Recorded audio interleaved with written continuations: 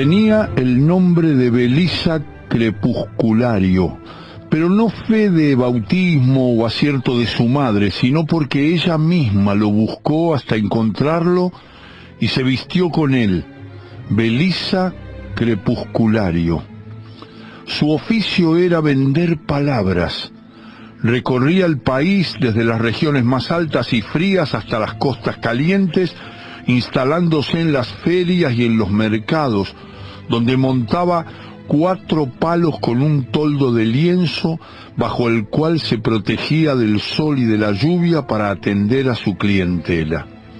No necesitaba pregonar su mercadería, porque de tanto caminar por aquí o por allá, todos la conocían. Había quienes la aguardaban de un año para otro, y cuando aparecía por la aldea con su atado bajo el brazo, hacían cola frente a su tenderete. Vendía a precios justos. Por 5 centavos entregaba versos de memoria. Por 7 mejoraba la calidad de los sueños. Por 9 escribía cartas de enamorados. Por 12 inventaba insultos para enemigos irreconciliables.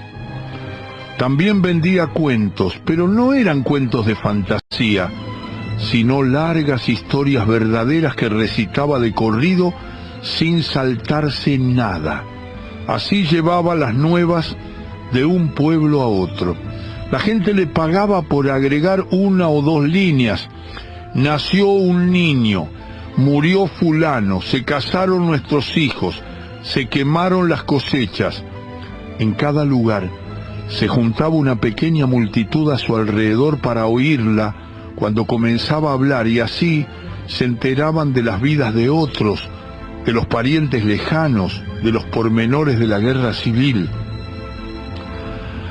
A quien le comprara 50 centavos, ella le regalaba una palabra secreta para espantar la melancolía. No era la misma para todos, por supuesto, porque eso habría sido un engaño colectivo. Cada uno recibía la suya con la certeza de que nadie más la empleaba para ese fin en el universo y más allá. Belisa Crepusculario había nacido en una familia tan mísera que ni siquiera poseía nombres para llamar a sus hijos. Vino al mundo y creció en la región más inhóspita, donde algunos años las lluvias se convierten en avalanchas de agua que se llevan todo, y en otros no cae ni una gota del cielo.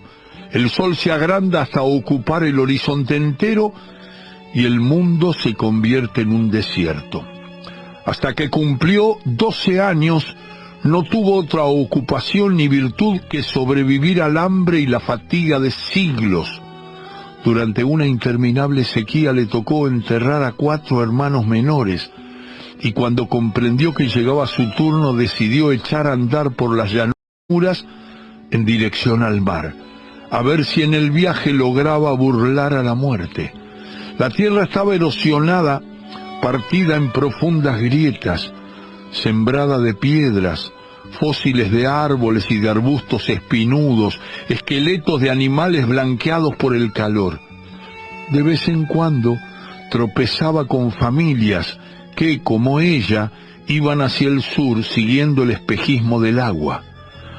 Algunos habían iniciado la marcha llevando sus pertenencias al hombro o en carretillas, pero apenas podían mover sus propios huesos y a poco de andar debían abandonar sus cosas. Se arrastraban penosamente con la piel convertida en cuero de lagarto y los ojos quemados por la reverberación de la luz. Belisa los saludaba con un gesto al pasar, pero no se detenía, porque no podía gastar sus fuerzas en ejercicios de compasión. Muchos cayeron por el camino, pero ella era tan tosuda que consiguió atravesar el infierno y arribó por fin a los primeros manantiales. finos hilos de agua casi invisibles que alimentaban una vegetación raquítica y que más adelante se convertían en riachuelos y esteros. Belisa Crepusculario salvó la vida y además descubrió por casualidad la escritura. Al llegar a una aldea en las proximidades de la costa, el viento colocó a sus pies una hoja de periódico. Ella tomó aquel papel amarillo y quebradizo y estuvo largo rato observándolo sin adivinar su uso, hasta que la curiosidad pudo más que su timidez. Se acercó a un hombre que lavaba un caballo en el mismo charco turbio donde ella saciara su sed y le preguntó: ¿qué es esto? La página deportiva del periódico, replicó el hombre sin dar muestras de asombro ante su ignorancia. La respuesta dejó atónita a la muchacha, pero no quiso parecer descarada y se limitó a inquirir el significado de las patitas de mosca dibujadas sobre el papel. Son palabras, niña. Allí dice que Fulgencio Barba noqueó al negro Tiznao en el tercer round. Ese día, Belisa Crepusculario se enteró que las palabras andan sueltas sin dueño y cualquiera con un poco de maña puede apoderárselas para comerciar con ellas. Consideró su situación y concluyó que aparte de prostituirse o emplearse como sirvienta en las cocinas de los ricos, eran pocas las ocupaciones que podía desempeñar. Vender palabras le pareció una alternativa decente. A partir de ese momento ejerció esa profesión y nunca le interesó otra. Al principio ofrecía su mercancía sin sospechar que las palabras podían también escribirse fuera de los periódicos. Cuando lo supo, calculó las infinitas proyecciones de su negocio. Con sus ahorros le pagó 20 pesos a un cura para que le enseñara a leer y escribir, y con los 3 que le sobraron se compró un diccionario. Lo revisó desde la A hasta la Z y luego lo lanzó al mar, porque no era su intención estafar a los clientes con palabras envasadas. Varios años después, en una mañana de agosto, se encontraba Belisa Crepusculario en el centro de una plaza, sentada bajo su toldo vendiendo argumentos de justicia a un viejo que solicitaba su pensión desde hacía 17 años. Era día de mercado y había mucho bullicio a su alrededor. Se escucharon de pronto galopes y gritos. Ella levantó los ojos de la escritura y vio primero una nube de polvo y enseguida un grupo de jinetes que irrumpió en el lugar. Se trataba de los hombres del coronel que venían al mando del mulato, un gigante conocido en toda la zona por la rapidez de su cuchillo y la lealtad hacia su jefe. Ambos, el coronel y el mulato, habían pasado sus vidas ocupados en la guerra civil y sus nombres estaban irremisiblemente unidos al estropicio y la calamidad. Los guerreros entraron al pueblo como un rebaño en estampida, envueltos en ruido, bañados de sudor y dejando a su paso un espanto de huracán. Salieron volando las gallinas, dispararon a perderse los perros, corrieron las mujeres con sus hijos, y no quedó en el sitio del mercado otra alma viviente que Belisa Crepusculario, quien no había visto jamás al mulato y por lo mismo le extrañó que se dirigiera a ella. «¡A ti te busco!», le gritó, señalándola con su látigo enrollado, y antes que terminara de decirlo, 2 hombres cayeron encima de la mujer, atropellando el toldo y rompiendo el tintero. La ataron de pies y manos y la colocaron atravesada como un bulto de marinero sobre la grupa de la bestia del mulato. Emprendieron galope en dirección a las colinas. Horas más tarde, cuando Belisa Crepusculario estaba a punto de morir con el corazón convertido en arena por las sacudidas del caballo, sintió que se detenían y 4 manos poderosas la depositaban en tierra. Intentó ponerse de pie, levantar la cabeza con dignidad, pero le fallaron las fuerzas y se desplomó con un suspiro, hundiéndose en un sueño ofuscado. Despertó varias horas después, con el murmullo de la noche en el campo, pero no tuvo tiempo de descifrar esos sonidos, porque al abrir los ojos se encontró ante la mirada impaciente del mulato arrodillado a su lado. «Por fin despiertas, mujer», dijo alcanzándole su cantimplora para que bebiera un sorbo de aguardiente con pólvora y acabara de recuperar la vida. Ella quiso saber la causa de tanto maltrato y él le explicó que el coronel necesitaba sus servicios.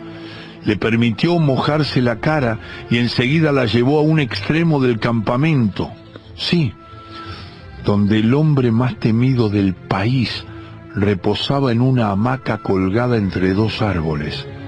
Ella no pudo verle el rostro porque tenía encima la sombra incierta del follaje y la sombra imborrable de muchos años viviendo como un bandido, pero imaginó que debía ser de expresión perdularia si su gigantesco ayudante se dirigía a él con tanta humildad. Le sorprendió su voz suave y bien modulada como la de un profesor. «¿Eres la que vende palabras?», preguntó. «Para servirte», balbuceó ella, oteando en la penumbra para verlo mejor. El coronel se puso de pie y la luz de la antorcha que llevaba el mulato le dio de frente. La mujer vio su piel oscura y sus fieros ojos de puma y supo al punto que estaba frente al hombre más solo de este mundo. Y él dijo: «Quiero ser presidente». Estaba cansado de recorrer esa tierra maldita en guerras inútiles y derrotas que ningún subterfugio podía transformar en victorias. Llevaba muchos años durmiendo a la intemperie, picado de mosquitos, alimentándose de iguanas y sopa de culebra. Pero esos inconvenientes menores no constituían razón suficiente para cambiar su destino. Lo que en verdad le fastidiaba era el terror en los ojos ajenos. Deseaba entrar a los pueblos bajo arcos de triunfo, entre banderas de colores y flores que lo aplaudieran y le dieran de regalo huevos frescos y pan recién horneado, y estaba harto de comprobar cómo a su paso huían los hombres, abortaban de susto a las mujeres y temblaban las criaturas. Por eso había decidido ser presidente. El mulato le sugirió que fuera a la capital y entraran galopando al palacio para apoderarse del gobierno, tal como tomaron tantas otras cosas sin pedir permiso, pero al coronel no le interesaba convertirse en otro tirano de esos. Ya habían tenido bastantes por allí, y además de ese modo no obtendría el afecto de las gentes.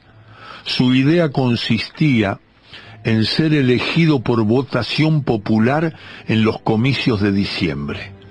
Para eso yo necesito hablar como un candidato. Entonces, ¿puedes venderme las palabras para un discurso?, preguntó el coronel a Belisa Crepusculario. Ella había aceptado muchos encargos, pero ninguno como ese. Sin embargo, no pudo negarse, temiendo que el mulato le metiera un tiro entre los ojos o, peor aún, que el coronel se echara a llorar. Por otra parte, sintió el impulso de ayudarlo porque percibió un palpitante calor en su piel, un deseo poderoso de tocar a ese hombre, de recorrerlo con sus manos, de estrecharlo entre sus brazos. Toda la noche y buena parte del día siguiente estuvo Belisa Crepusculario buscando en su repertorio las palabras apropiadas para un discurso presidencial, vigilada de cerca por el mulato, que no apartaba los ojos de sus firmes piernas de caminante y sus senos virginales. Descartó las palabras ásperas y secas, las demasiado floridas, las que estaban desteñidas por el abuso, las que ofrecían promesas improbables. las carentes de verdad y las confusas, para quedarse solo con aquellas capaces de tocar con certeza el pensamiento de los hombres y la intuición de las mujeres. Haciendo uso de los conocimientos comprados al cura por 20 pesos, escribió el discurso en una hoja de papel y luego hizo señas al mulato para que desatara la cuerda con la cual la había amarrado por los tobillos a un árbol. La condujeron nuevamente donde el coronel, y al verlo ella volvió a sentir la misma palpitante ansiedad del primer encuentro. Le pasó el papel y aguardó, mientras él lo miraba sujetándolo con la punta de los dedos, y preguntó por último: ¿qué carajo dice aquí? ¿No sabes leer? Lo que yo sé hacer es la guerra, replicó él. Ella leyó en alta voz el discurso. Lo leyó 3 veces para que su cliente pudiera grabárselo en la memoria. Cuando terminó, vio la emoción en los rostros de los hombres de la tropa que se juntaron para escucharla, y notó que los ojos amarillos del coronel brillaban de entusiasmo, seguro de que con esas palabras el sillón presidencial sería suyo. Si después de oírlo 3 veces los muchachos siguen con la boca abierta, es que esta vaina sirve, coronel, aprobó el mulato. ¿Cuánto te debo por tu trabajo, mujer?, preguntó el jefe. 1 peso, coronel. No es caro, dijo él, abriendo la bolsa que llevaba colgada del cinturón con los restos del último botín. Además tienes derecho a una ñapa. Te corresponden 2 palabras secretas, dijo Belisa Crepusculario. 2 palabras secretas. ¿Cómo es eso? Ella procedió a explicarle que por cada 50 centavos que pagaba un cliente, le obsequiaba una palabra de uso exclusivo. El jefe se encogió de hombros, pues no tenía ni el menor interés en la oferta, pero no quiso ser descortés con quien lo había servido tan bien. Ella se aproximó sin prisa al taburete de suela, donde él estaba sentado, y se inclinó para entregarle su regalo. Entonces el hombre sintió el olor de animal montuno que se desprendía de esa mujer, el calor de incendio que irradiaban sus caderas, el roce terrible de sus cabellos, el aliento de yerbabuena susurrando en su oreja las 2 palabras secretas a las cuales tenía derecho. Son tuyas, coronel, dijo ella al retirarse. Puedes emplearlas cuanto quieras. El mulato acompañó a Belisa hasta el borde del camino, sin dejar de mirarla, con ojos suplicantes de perro perdido, pero cuando estiró la mano para tocarla, ella lo detuvo con un chorro de palabras inventadas que tuvieron la virtud de espantarle el deseo, porque creyó que se trataba de alguna maldición irrevocable. En los meses de septiembre, octubre y noviembre, el coronel pronunció su discurso tantas veces que, de no haber sido hecho con palabras refulgentes y durables, el uso lo habría vuelto ceniza. Recorrió el país en todas direcciones, entrando a las ciudades con aire triunfal y deteniéndose también en los pueblos más olvidados, allá donde solo el rastro de basura indicaba la presencia humana, para convencer a los electores que votaran por él. Mientras hablaba sobre una tarima al centro de la plaza, el mulato y sus hombres repartían caramelos y pintaban su nombre con escarcha dorada en las paredes, pero nadie prestaba atención a esos recursos de mercader, porque estaban deslumbrados por la claridad de sus proposiciones, la lucidez poética de sus argumentos, contagiados de su deseo tremendo de corregir los errores de la historia y alegres por primera vez en sus vidas. Al terminar la arenga del candidato, la tropa lanzaba pistoletazos al aire, encendía petardos, y cuando por fin se retiraban, quedaba atrás una estela de esperanza que perduraba muchos días en el aire, como el recuerdo magnífico de un cometa. Pronto el coronel se convirtió en el político más popular. Era un fenómeno nunca visto, aquel hombre surgido de la guerra civil, lleno de cicatrices y hablando como un catedrático cuyo prestigio se regaba por el territorio nacional conmoviendo el corazón de la patria. La prensa se ocupó de él.